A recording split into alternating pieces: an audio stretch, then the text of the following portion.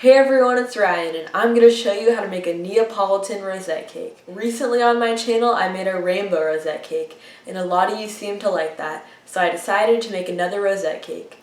Neapolitan is the combination of chocolate, strawberry, and vanilla ice cream. So for this cake, the rosettes are colored in strawberry, chocolate, and vanilla colors, and they also taste like it. Let's get into the video. The first thing I'm doing is separating one batch of vanilla cake batter into 3 bowls. I actually use a food scale to divide out the batter, so there's the exact same amount of batter in each of the 3 bowls. And now that the batter is separated into 3 bowls, we can color it in Neapolitan colors. To the first bowl, I'm adding in brown food coloring to look like chocolate cake. To the second bowl, I'm adding in pink food coloring to look like strawberry cake. And in the last bowl, I'm adding in no food coloring to look like vanilla cake. And then I just mix the batters together and pour them in 3 8-inch pans.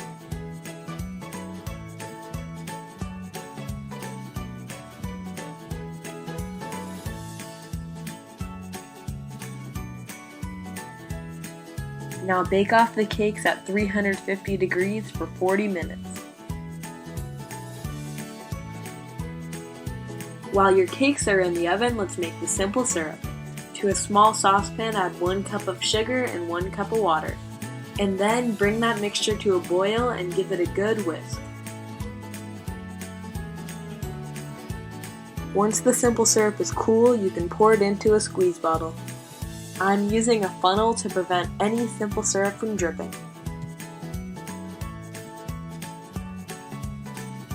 For the rosettes, you'll need to separate a double batch of vanilla frosting into 3 bowls.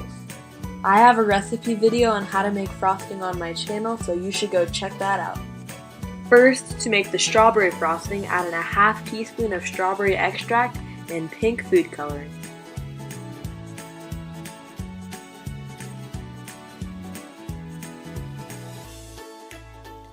And then to make the chocolate frosting, I just added in a half cup of cocoa powder. Once the cake is released from the cake pan, peel off the parchment paper.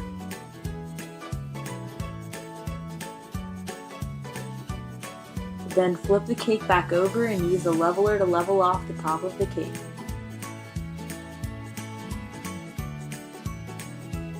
And now use a 6-inch cake ring to cut away the edges of the cake. So just repeat that process until all of your cake layers are leveled and trimmed. We'll start the cake assembly process with the chocolate cake layer. And now shower the cake layer with your cooled simple syrup. And then we'll spread a thin layer of chocolate frosting. We're doing a thin layer here because there's going to be so much frosting on the outside of the cake for the rosettes. We don't want there to be too much frosting. Now we can put on the next layer of cake, which is vanilla. Then, just like we did with the last layer, shower the vanilla cake with simple syrup. What the simple syrup is doing is keeping the cakes really moist. And now on top of the vanilla cake, spread a thin layer of vanilla frosting. Before placing down the strawberry cake layer, make sure it's upside down. By placing the cake layer upside down, when we go to do our crumb coat, less crumbs will get into the frosting. For the crumb coat, spread each layer with its corresponding frosting. Since this layer is chocolate, I'm spreading on chocolate frosting. Repeat this process with the next layer, which is vanilla frosting. And lastly, spread on the strawberry frosting. And don't forget that for the strawberry frosting, you're also going to spread it on top of the cake.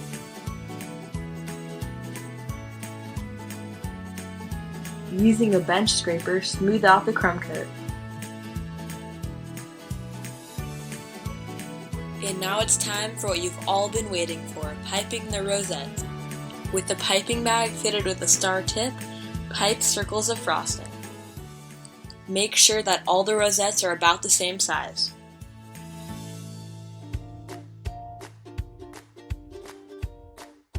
Continue the piping process with the vanilla rosettes, and then we can move on to the top layer. Go ahead and finish off the piping process with piping the strawberry rosettes. In addition to piping the strawberry rosettes on the side of the cake, pipe them on the top as well. Well, I hope you guys enjoyed that video and liked this recipe.